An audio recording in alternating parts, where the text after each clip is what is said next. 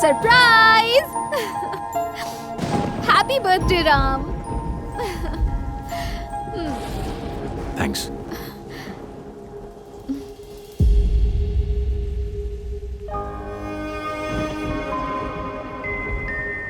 Happy birthday भैया। ओह, आज इनका भी बर्थडे है? मुझे पता नहीं कि भाई का जन्म कब हुआ था। वो हमेशा अपना बर्थडे मेरे बर्थडे के साथ सेलिब्रेट करते थे। चलिए ना, केक काटिए। मुझे नहीं आना। ये क्या, बच्चों जैसी जिद क्यों कर रहे हैं? केक काटिए ना। वो नहीं आएगा। हमारी खुशी के लिए ना सही, कम से कम बाहर जो मेहमान आए हैं उनकी खुशी के लिए तो केक काटिए। नीतू, मुझे पता नहीं मेरा जन्म कब हुआ। मैं अपनी सालगिरह अपने भाई के साथ सेलिब्रेट करता हूँ। आज वो यहाँ नहीं है, इसलिए मैं सेलिब्रेट नहीं करूंगा। क्या हुआ?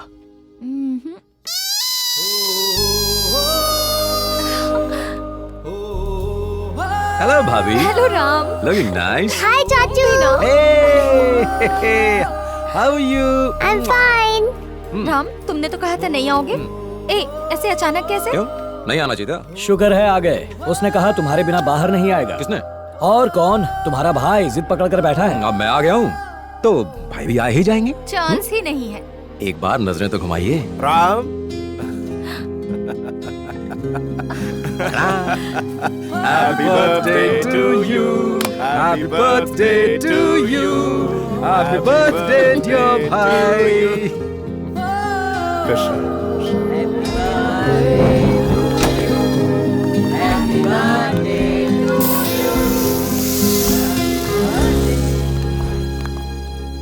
खाना बहुत टेस्टी है। बस बस बस बस और नहीं, मेरा पेट भर चुका है। अरे तेरा पेट अब तक नहीं भरा क्या?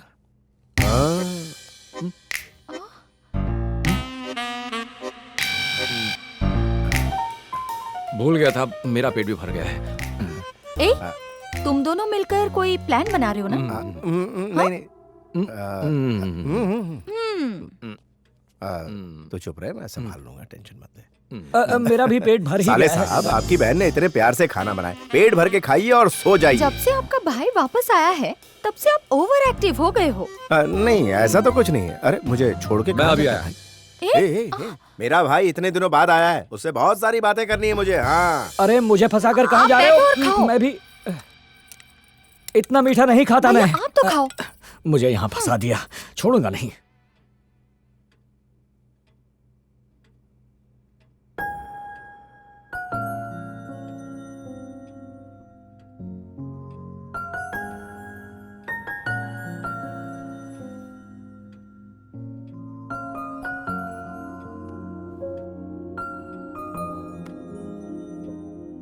भैया ने मुझे कभी अपने से अलग नहीं समझा, हमेशा अपना ही एक हिस्सा माना।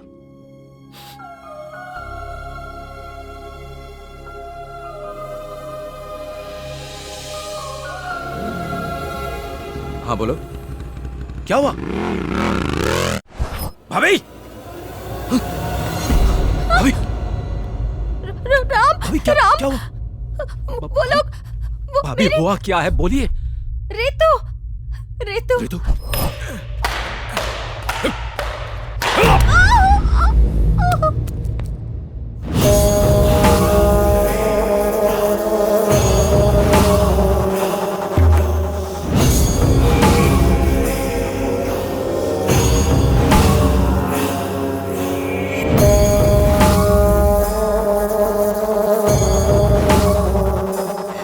समझ गई ना?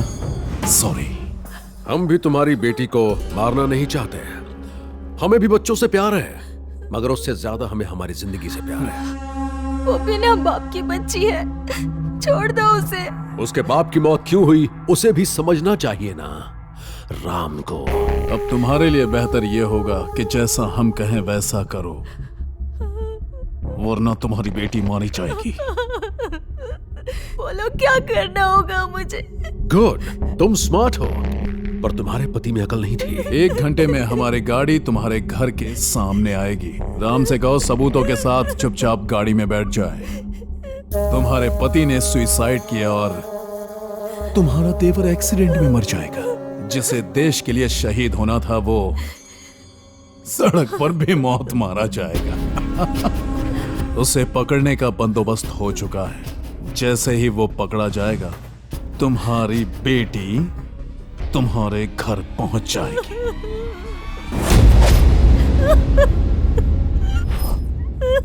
ऋतु वापस आएगी।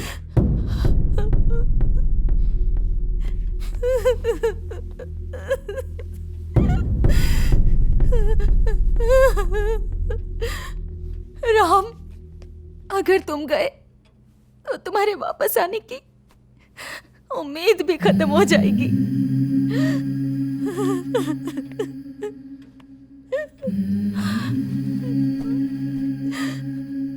भाभी, जब कोई काम पर जाता है तो एक उम्मीद होती है कि वो लौटेगा, मगर जब एक सैनिक काम पर जाता है तो उसके घर आने की कोई उम्मीद नहीं होती। उसे कभी भी कुछ भी हो सकता है, कब मर जाए कुछ पता नहीं होता। इंसान सैनिक तभी बनता है जब वो देश के लिए मरने को तैयार हो, और जब हम अपने देश को बचाने के लिए अपनी जान न्यौछावर कर सकते हैं तो क्या मैं अपने परिवार को बचाने के लिए अपनी जान नहीं दे सकता?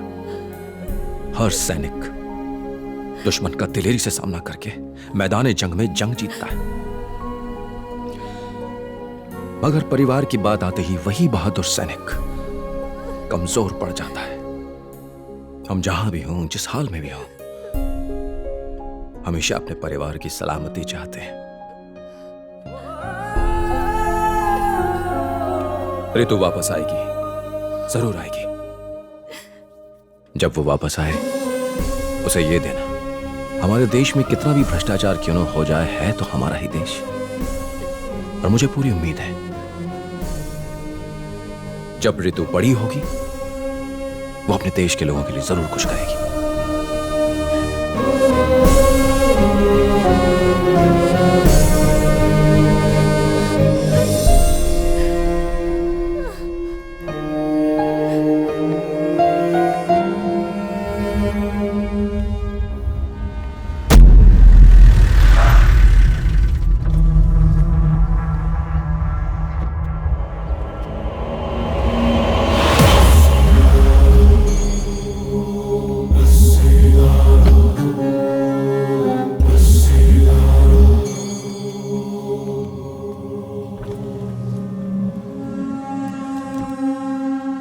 नमस्ते कैप्टन राम।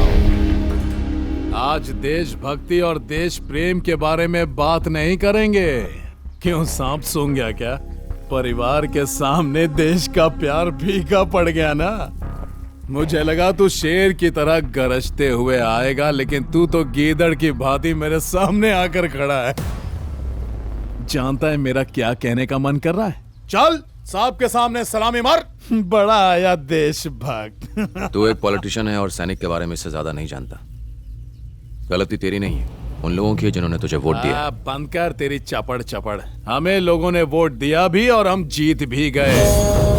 अब कान खोलकर मेरी बात ध्यान से सुन।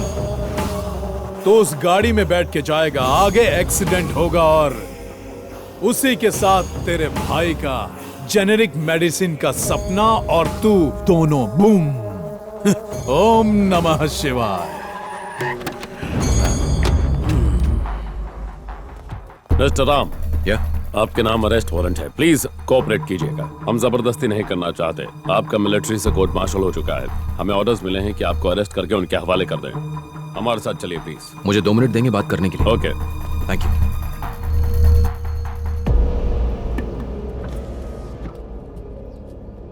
ऋतु को कुछ होना नहीं चाहिए। इसने ऐसा क्यों कहा?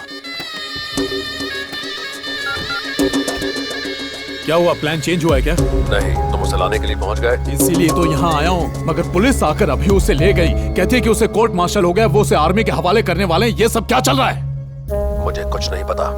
एक बात तो तय है, जब तक लड़की हमारे पास है उसे आना ही होगा।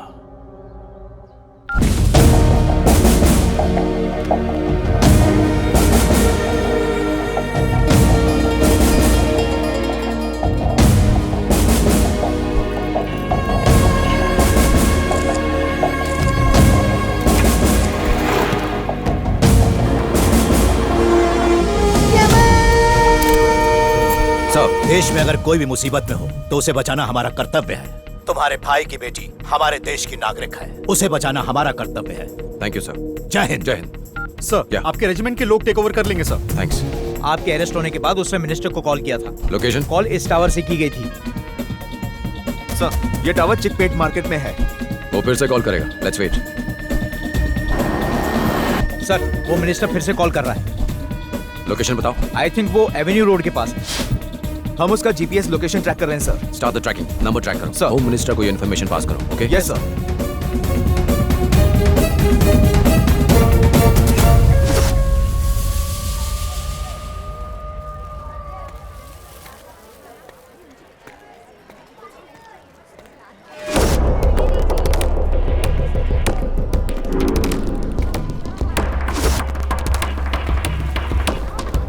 हेलो, मैं अभी मार्केट में हूँ। आते वक्त मैं खाना लेके आऊँगा। हाँ हाँ, बच्ची के लिए कपड़े भी लेके आऊँगा।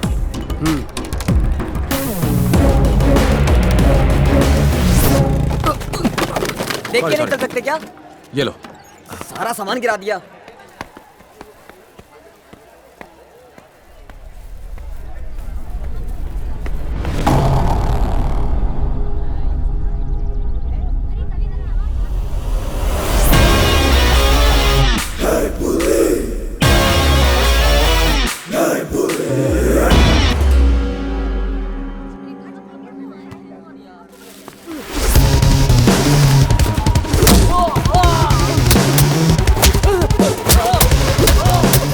रितु कहाँ है?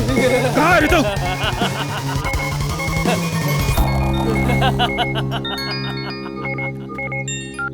हेलो, तुझे क्या लगता है एक तू ही समझदार है इस दुनिया में? समझदारी का जूस मैं रोज सुबह पीता हूँ मुन्ना। मैंने तुझे तेरे ही जाल में फंसा दिया, पता चला तुझे? इसे राजनीति कहते हैं मेरे देशभक्त। अब आगे क्या करना है तुझे खुद पता है। आजा।